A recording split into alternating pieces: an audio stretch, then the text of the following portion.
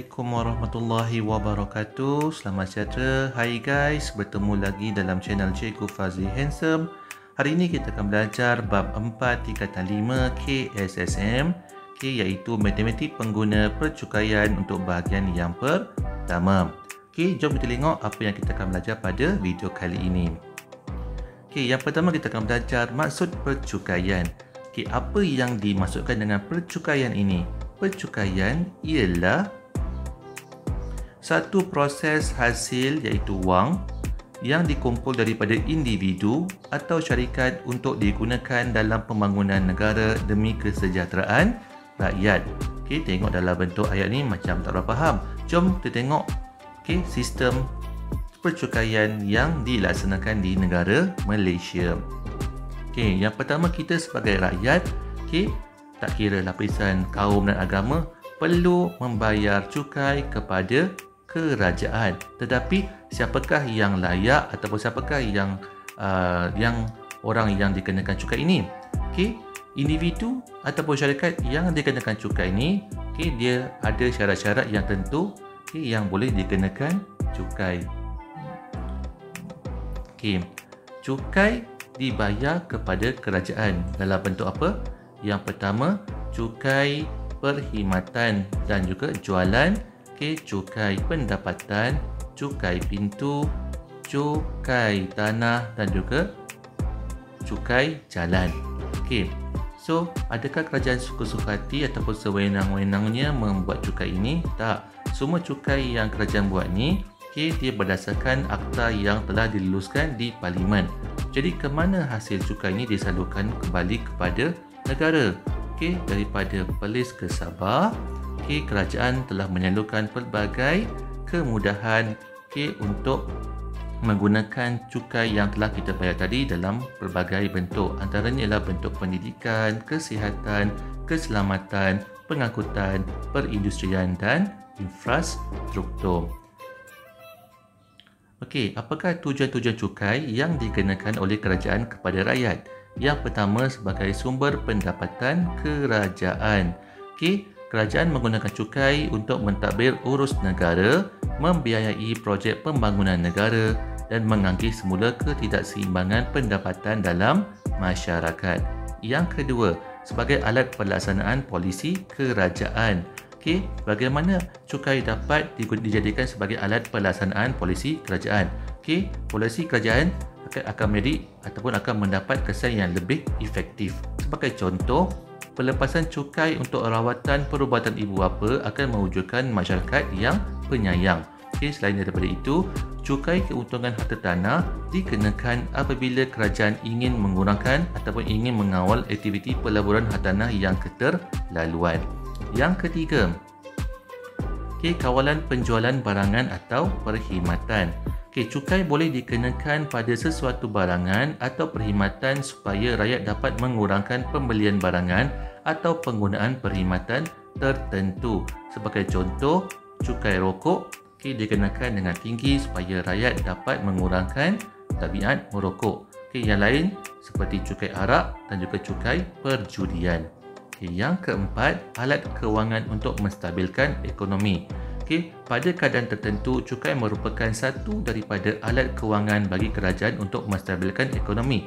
Macam mana cukai dapat digunakan sebagai alat untuk menstabilkan ekonomi? Sebagai contoh, pada tahun tertentu didapati harga petroleum telah jatuh merudum, di mana Malaysia merupakan antara negara pengeluar utama sumber petroleum. Jadi, untuk menstabilkan kembali kewangan negara, cukai merupakan satu cara yang paling efektif bagi menjana kembali kewangan negara supaya kerajaan dapat terus melaksanakan pelbagai projek pembangunan kepada rakyat. Sekarang kita tengok ke manakah hasil cukai digunakan oleh kerajaan. Yang pertama, kerajaan menggunakan hasil cukai untuk dalam bidang pendidikan, daripada pendidikan rendah sehingga pendidikan pengajian tinggi.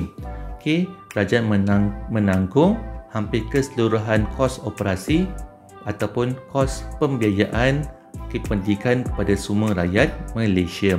Yang kedua, kesihatan.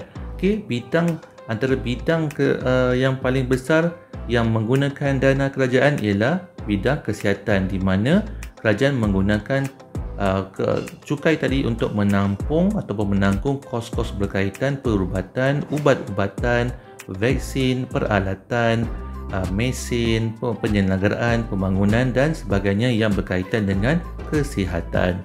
Yang ketiga, kebajikan. Kerajaan menggunakan hasil cukai tadi dan mengembalikannya dalam bentuk kebajikan. Sebagai contoh, kerajaan menyediakan pelbagai dana kepada rakyat yang ingin melibatkan diri dalam bidang perniagaan, ataupun kerajaan menyediakan pelbagai bentuk bantuan kewangan seperti bantuan cara hidup, bantuan allowance orang kupaya dan sebagainya. Dan juga kerajaan juga menyediakan pelbagai tempat perlindungan untuk warga emas, orang kelainan upaya dan juga kepada haiwan dan tumbuh-tumbuhan.